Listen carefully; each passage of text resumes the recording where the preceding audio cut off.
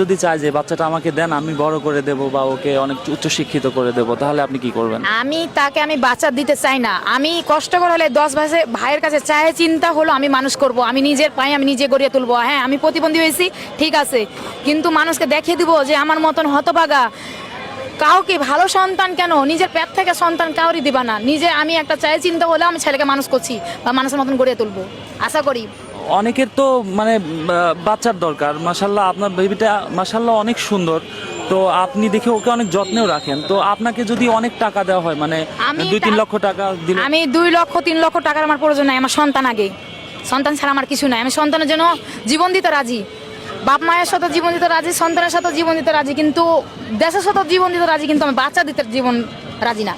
আচ্ছা আপা, এই যে বাচ্চাকে নিয়ে সারাদিন এইভাবে থাকেন, অনেক আমি কষ্ট সারাদিন না, আমি আপনার রাত 9টা পর্যন্ত করি। আপনার 4:45-এ আসি, রাত 9টা পর্যন্ত।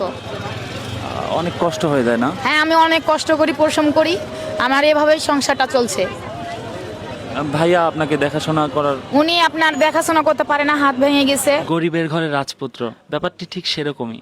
রাস্তা দিয়ে যাচ্ছিলাম, হঠাৎ করে বাবুটাকে দেখে থমকে গেলাম। একজন পঙ্গু মায়ের গর্ভে এই রাজপুত্রটি জন্ম নিয়েছে। মা হাঁটতেও পারে না, হাত দিয়ে কোনো কিছু ঠিক মতো ধরতেও পারে না, অথচ এই পঙ্গু হাত দিয়েই নিজের সন্তানকে খাবার খাওয়াচ্ছে। রাজশাহীতে ভাড়া আছি, 4 মোড় ব্রিজের সামনে। আমি 0 পয়েন্টে চাই চিনতে আমি সহযোগিতা, মানুষের সহযোগিতা নিয়ে আমি বেঁচে আছি। আমার পারিবারিক সমস্যা খুব খারাপ। আমরা 3 বোন প্রতিবন্ধী, আমরা অসহায়, আমার বাবার বাড়ি ঘর নাই, আমার নানির বাড়িতে আমরা বসবাস করি। আমি ভাড়া বাড়িতে আছি, আমার শ্বশুর শাশুড়িরও জায়গা নাই, আমার স্বামীর হাত ভেঙে গেছে, আমার সমস্যা, আমি একলাই সংসারটা চালাচ্ছি। আমার জীবনে অনেক কষ্ট। বাবুকে আমি খাওয়াই, আমার এই হাত দিয়েই বাবুকে কাজল দিয়ে দিয়ে আমার হাত দিয়ে আমার স্বামী সেবা করি। এই হাত দিয়েই আমার স্বামীকে আমি অতিরিক্ত জীবনের থেকে বেশ ভালোবাসি, আর আমার স্বামী আমাকে অতিরিক্ত ভালোবাসে। এই যে স্বামী আমার পাশে এখন ভ্যানটা নিয়ে আসছে, এই যে দেখতে পারেন, আমি মিথ্যা কথা বলিনি। এই যে আমার হাজবেন্ডের হাত ভেঙে গেছে, আমার 2টা হাত নাই, পা নাই, স্বামীর কেউ নাই, আমি ছাড়া ও দুনিয়াতে কেউ নাই, একবারই অসহায়। আমি চাই চিন্তা খাই, আর কিছু বলার মতন আমার সাধ্য নাই।